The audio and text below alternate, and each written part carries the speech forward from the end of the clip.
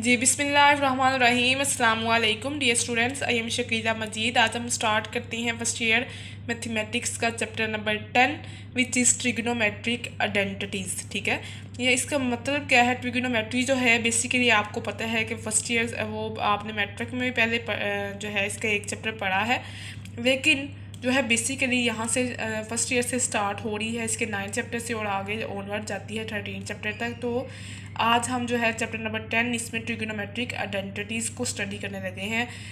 तो ट्रिग्नोमेट्रिक का मतलब तो ये तो एक शाख है ना मैथमेटिक्स के, आपको ये पता है कि ट्रिग्नोमेट्री एक शाख है जिसमें जो है इसके 6 फंक्शंस यूज़ होते हैं, which is sine, cos, tangent, उसके इन्वर्स जो है कोसेकेंड, सीकेंड एंड लास्ट वन है कोट थीटा। ठीक है, आगे थीटा एंगल जो है वो तो यूज़ होना ही होना है।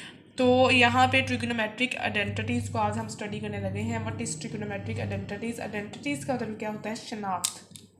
ठीक है, हमने जो है ट्रिग्नोमेट्रिक आइडेंटिटीज़ को शनाख्त करना है कि वो कैसे हैं, क्या फार्मूलाज इसमें यूज़ हुए हैं, आज हमने इनको स्टडी करना है। तो ये लेक्चर इज़ वेरी इंपॉर्टेंट। इसमें अगर आपको जो ये ट्रिक्स की समझ आ जाती है, आज मैं आपको ट्रिक्स बताऊंगी इसके जो है फार्मूलाज को याद रखने की, तो उससे आपको इंशाल्लाह जो है ये फार्मूलाज कभी भी नहीं भूलेंगे, तो आपको ये याद रहेंगे इंशाल्लाह।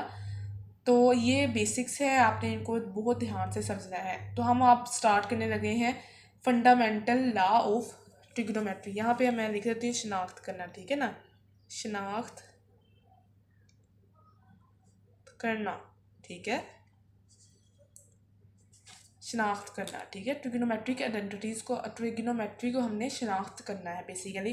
फंडामेंटल लॉ ऑफ ट्रिग्नोमेट्री यहाँ पे बुक में आपको सबसे पहले गिवन होगा fundamental law of trigonometry 10 chapter के स्टार्ट में। ठीक है, तो आप यहाँ पे हम देख लेते हैं कि बुक में क्या लिखा हुआ है। यहाँ पे let alpha beta and two angles real numbers then. ठीक है, उन्होंने कहा है कि अल्फ़ा बीटा यानी 2 एंगल्स हैं, रियल नंबर्स हैं। ठीक है, अल्फ़ा बीटा का मतलब कि हमने ये एंगल्स दिए हैं। ठीक है, एंगल्स दिए हैं, जैसे साइन थीटा हम यूज़ करते हैं, लेकिन वहाँ पे एंगल क्या है? थीटा यूज़ हुआ, लेकिन यहाँ पे हमने क्या लेना है? अल्फ़ा बीटा हमने लेट कर लिया कि यही हमने जो है अपने एंगल्स लेने हैं फंक्शंस में। ठीक है, फंक्शंस क्या है? साइन कोस टेंजेंट, ये फंक्शंस हैं ट्रिग्नोमेट्री के।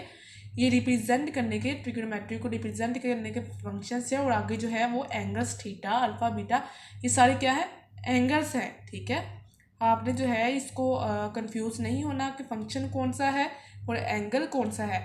तो मैं आगे जो है हम इसको स्टडी करते हैं व्हाट इज़ रियल नंबर्स। आपको पता है कि रियल नंबर्स क्या होते हैं, लेकिन यहाँ पे मैं आपको दोबारा से बताती हूँ कि रियल नंबर्स क्या होते हैं। मेरा जो है मेन जो पर्पज़ है यही है कि स्टूडेंट्स ज़्यादा से ज़्यादा नॉलेज को गेन कर सकें, उनको जो है कोई भी स्टेप मिस ना हो, उनको ज़्यादा से ज़्यादा जो है वो पता चले, जो है पता चल जाए कि क्वेश्चंस कैसे सोल्व आउट करने हैं।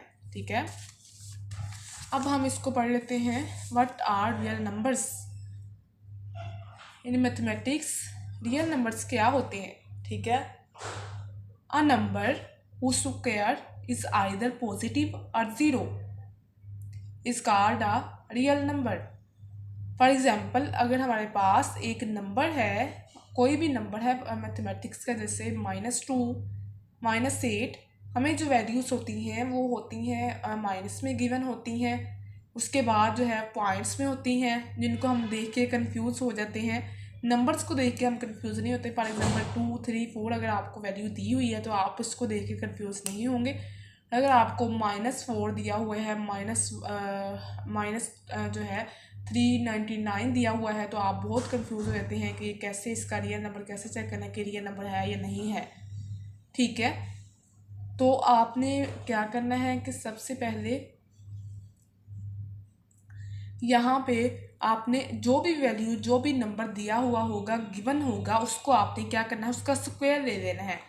ठीक है, स्क्वायर लेंगे तो वो आ जाएगी ऑटोमेटिक, जो है आपकी वैल्यू क्या आ जाएगी? पॉजिटिव में आ जाएगी। फॉर एग्जांपल जैसे मैं यहाँ पे दिया हूँ -2 का अगर आप स्क्वायर लेते हैं तो वो आ जाता है 4। अगर आप किसी भी चीज़ का स्क्वायर लेते हो तो आपको ये पता है को वो ऑटोमेटिकली जो है माइनस माइनस प्लस हो जाते हैं और वो उसका आंसर जो है पॉजिटिव में ही आता है। तो आपने क्या करना है, तो वो ऑटोमेटिकली रियल नंबर हो जाएगा, ठीक है। दूसरा उस आइदर क्या होता है, या फिर पॉजिटिव होगा, या इसका मतलब क्या होता है आइदर आया के, ठीक है। आइदर का मतलब होता है आया के, या भी आप कह सकते हैं आया के। इसका जो है स्क्वायर जो है पॉजिटिव होगा, स्क्वायर जो है पॉजिटिव होगा, ये ज़ीरो होगा, क्योंकि अगर आप 0.5 या 0.3 की 3 का या 0.2 का जिसका भी स्क्वायर लेते हो, तो 0.2 का 0.4 आ जाता है, उसका मतलब कि डबल हो जाता है, लेकिन वो ज़ीरो ही रहता है। कंसीडर क्या होता है, ज़ीरो होता है, वो 1 नहीं हो सकता। आपको पता है ना कि ज़ीरो जो है, या कोई भी वैल्यू ज़ीरो में होगी तो वो ज़ीरो ही रहती है, 1 के करीब करीब हो सकता है, 1 नहीं हो सकता एग्जैक्ट।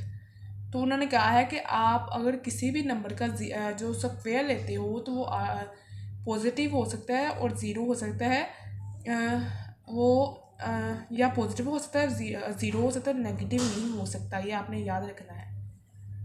उसके बाद अगला स्टेप है एनी नंबर। इसकी दूसरी डेफिनेशन गिवन थी, ये मैंने आपको बता दी, आप नोट भी कर सकते हैं ताकि आपको कभी भी ये ना बोले रियल नंबर्स क्या होते हैं। उसके बाद दूसरी जो इसको समझने की ट्रिक है, any number that can be plotted on a number line is called a real number.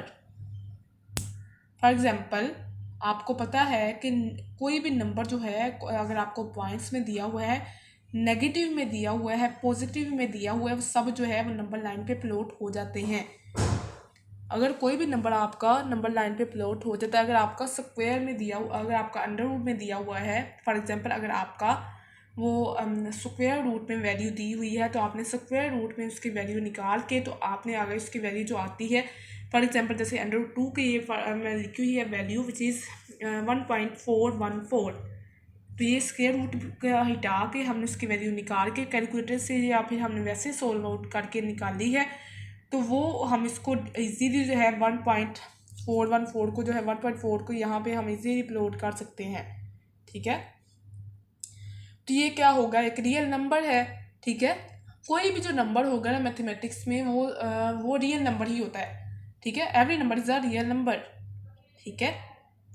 उसके बाद हमें पता है कि जो है यहाँ पे लेफ़्ट साइड पे क्या आता है, जो है पॉजिटिव नंबर्स होते हैं नंबर लाइन पे, और जो है दरमियान में ज़ीरो होता है, और नेगेटिव जो है राइट साइड पे कौन से नंबर्स होते हैं, नेगेटिव जो है नंबर्स होते हैं -1 -2 -3 -4, जो माइनस में दी हुई होंगी वैल्यूज़ वो होंगी। लेकिन जब हम रियल नंबर्स का हम स्क्वायर लेना है, उसके बाद वैल्यू को वहाँ पे हमने प्लॉट करके देखना है, तो वो आ जाती है नंबर लाइन पे ड्रा हो जाती है, तो वो क्या होगी, रियल नंबर होगी, ठीक है।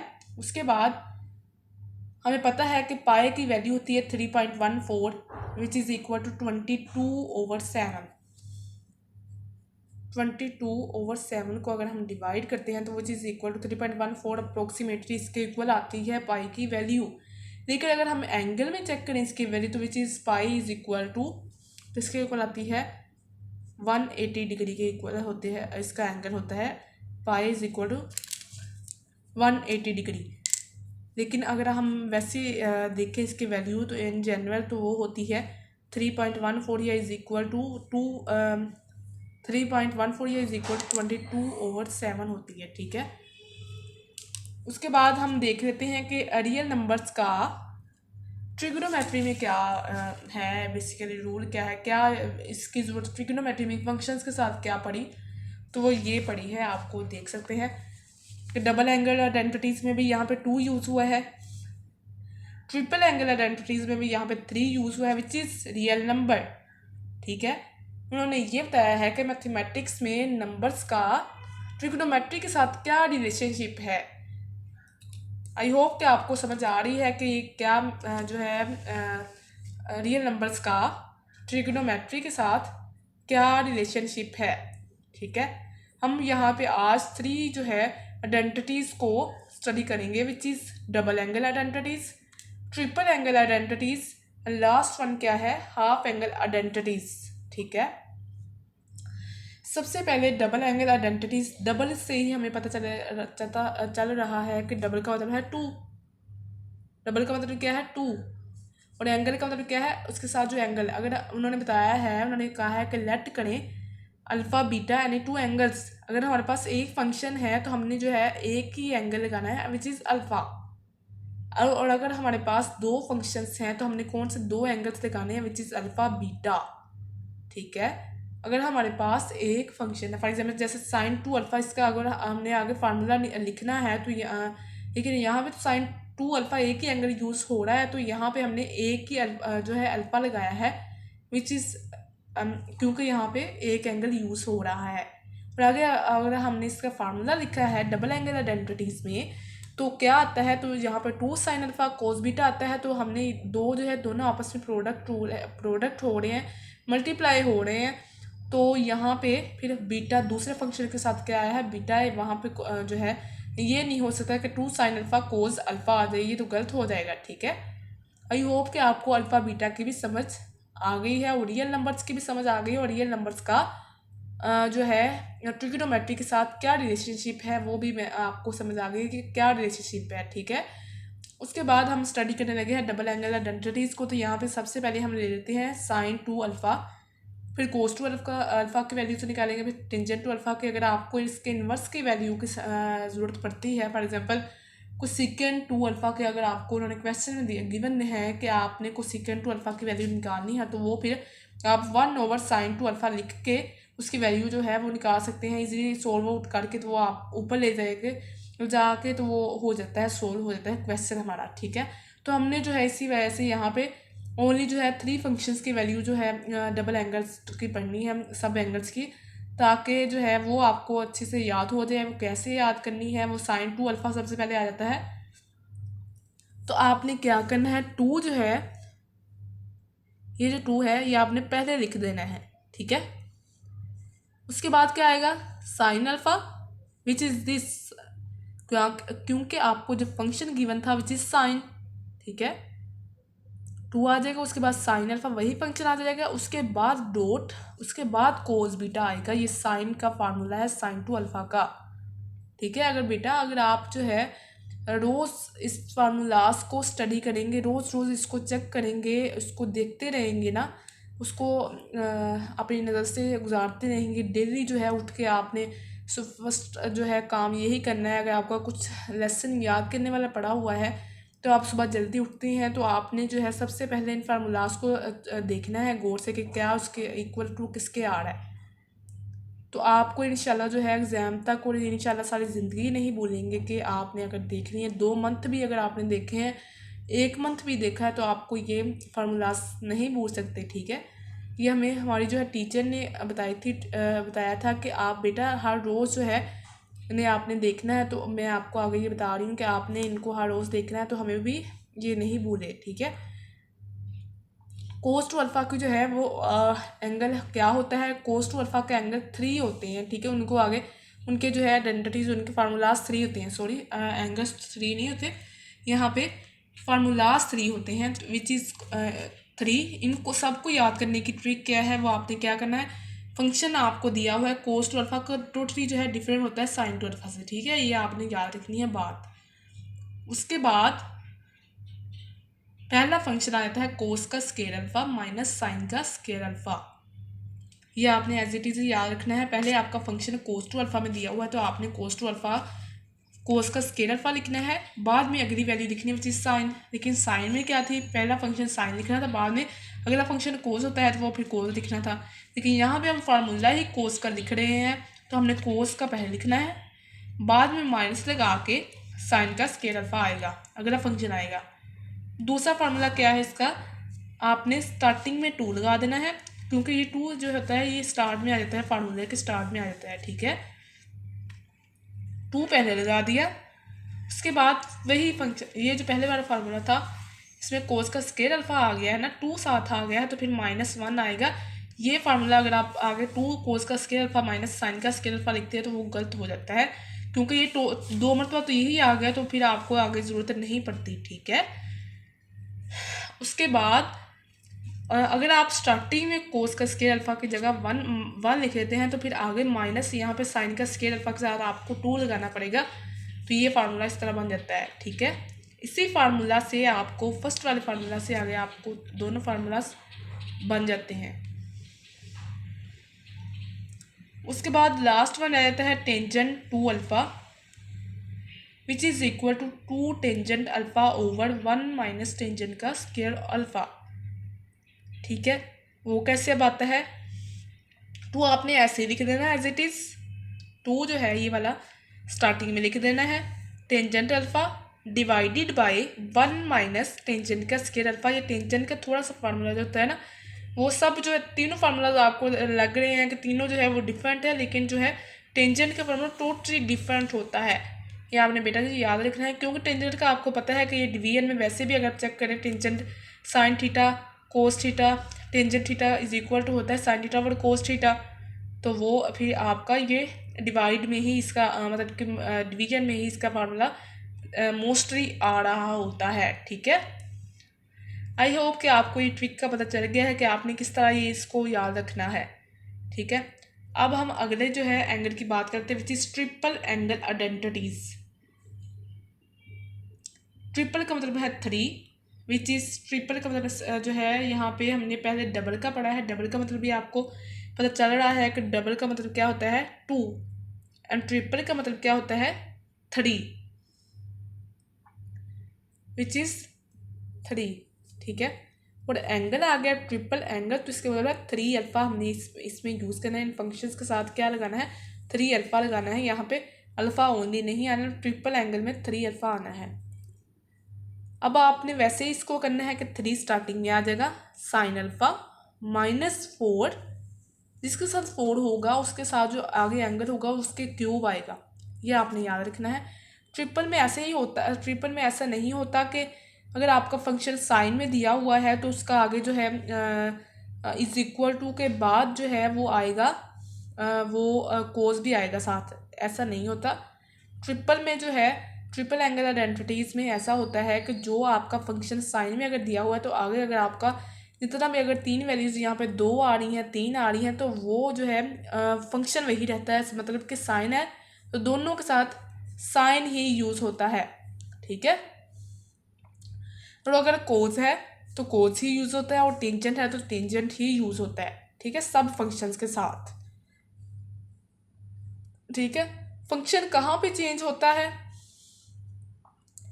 वो होता है डबल एंगल आइडेंटिटीज़ में और हाफ एंगल आइडेंटिटीज़ में। ठीक है, ट्रिपल एंगल आइडेंटिटीज़ में फंक्शन चेंज जो है चेंज नहीं होता। ट्रिपल एंगल आइडेंटिटीज़ थोड़ा सा स्टूडेंट्स के लिए को टफ लगता है कि हाँ किसका जो है कैसे ये फार्मूलाज बोल जाते हैं कि साइन की क्यूब अल्फा किसके साथ लगाना, 3 के साथ लगता है या 4 के साथ लगता है। मैं आपको बताती चलूँ कि जिसके साथ 4 आना है ना, अगर 4 जो है कोस में जैसे पहले आया हुआ है तो लेकिन इसकी जो आगे फंक्शन था उसके क्यूब ही आया है, चाहे वो बाद में आए चाहे पहले आए, अगर 4 साथ लग गया है तो इसके क्यूब ही आना है फंक्शन के साथ। ये आपने बेटा जी ट्रिक याद रखनी है।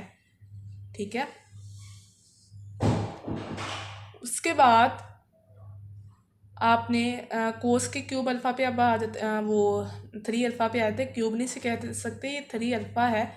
ठीक है, 4 कोस की क्यूब अल्फ़ा इसका पहले आ जाता है और -3 कोस अल्फ़ा आना है, जिसके साथ 3 होगा वो एज इट इज़ फंक्शन एक ही रहता है, उसका क्यूब नहीं आता ना स्केयर आता है, वो एक ही उसका फंक्शन रहता है।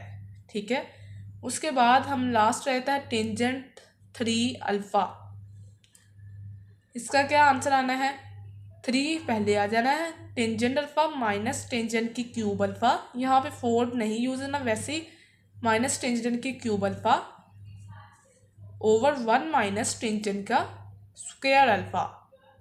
ठीक है, टेंजेंट का फार्मूला मैंने आपको बताया था कि ये होता है डिवीजन में तो होता ही होता है, लेकिन इसका थोड़ा सा जो है वो साइन और कोस से टोटली जो है ये डिफरेंट होता है। ये किस तरह, ये डिवीजन में तो आता ही आता है, जैसे tangent 2 alpha is equal to 2 tangent alpha divided by 1 minus tangent का स्क्वायर अल्फ़ा, और यहाँ पे 3 टेंजेंट अल्फ़ा माइनस टेंजेंट की क्यूब अल्फ़ा और 1 माइनस 3 टेंजेंट का स्क्वायर अल्फ़ा। उसके बाद हमारा लास्ट रहता है हाफ एंगल आइडेंटिटीज़। अब आपको नाम से ही पता चल रहा है कि हाफ है, हाफ का मतलब होता है 1/2। अगर आप किसी भी चीज़ को 2 पे डिवाइड करते हैं तो आप पे की चीज़ जो है वो हाफ रह जाती है। फॉर एग्जांपल अगर आप 100 को 2 पे डिवाइड करते हो तो आपका आंसर 50 आता है, विच इज़ 50 + 50 = 100। ठीक है, मतलब कि वो चीज़ जो है वो दो हिस्सों में डिवाइड होती है, वो आधी रह जाती है। हाफ का मतलब होता है आधा रह जाना, आधी चीज़ रह जाती है। ठीक है, इसी तरह अगर आपका एंगल 1 है तो अगर आप उसको 2 पे डिवाइड कर दो तो आपका एंगल हाफ रह जाना है। ठीक है, α/2 फिर आपका एंगल के साथ आएगा। उसके बाद क्या आना है यहाँ पे, sin α/2, cos α/2 और टेंजेंट α/2। ठीक है, इसकी ट्रिक बेटा जी क्या है, इसका आपने स्टूडेंट्स याद रखना है। कैसे याद रखना है मैं आपको बताती चलूँ कि sin α/2/2 cos α/2 टेंजेंट α/2। ठीक है, इसके साथ क्या आना है, किस तरह आना है, ये मैं आपको जो है बताती हूँ। इसका जो है आगे जो है फार्मूला वो आएगा कोस में आएगा, साइन का और कोस का। ठीक है,